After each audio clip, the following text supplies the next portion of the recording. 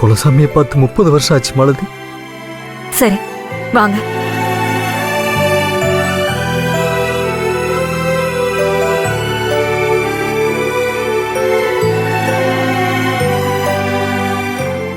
எல்லாமே மாறி போச்சுல்ல. 30 வருஷம் ஓடி போச்சு. கடைசியில நம்ம ஆசைப்பட்ட மாதிரி 2 பேருக்கும் நல்லபடியா கல்யாணம் நடக்க போகுதுல. ஆமாமா. எத்தனையோ ஷூட்டிங் கல்யாணத்தை நடத்தி வச்சிருக்கோம். இப்ப ஒரு நிஜ கல்யாணத்தை நடத்தி வைக்க போறோம். ஆண்டவன் அப்படி ஒரு பாக்கியத்தை கொடுத்திருக்கான். ஆமாமா. பாத்தியா, கோவில் மணியே அடிக்குது. நல்லதுதான், நல்ல சகனம்னு அந்த சாமியே சொல்லிடுச்சு. அதெல்லாம் சரிங்க.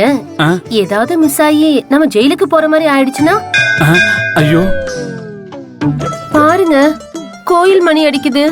அப்படியெல்லாம் எதுவும் நடக்காது. நீயும் பயந்து என்னையும் பயமுறுத்தாத. நம்ம ஜூனியர் ஆர்டிஸ்ட் எல்லாம் கரெக்டா இருக்காங்களா பாக்கலாம். வா.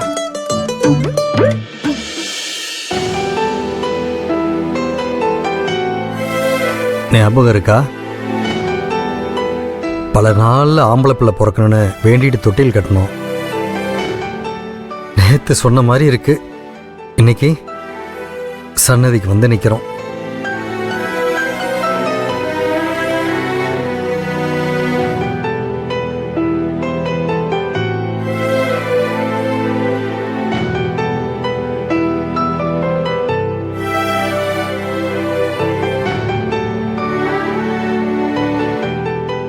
நர்மதா கோயில்ல தானே வெயிட் பண்றேன்னு சொன்னா, எங்கேயுமே ஆளை காணோம்.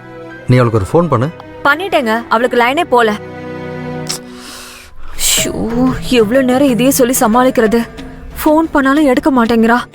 இவரே போனை வாங்கி பண்ணி ரிங்கு போச்சுன்னா கண்டுபிடிச்சிருவாரே.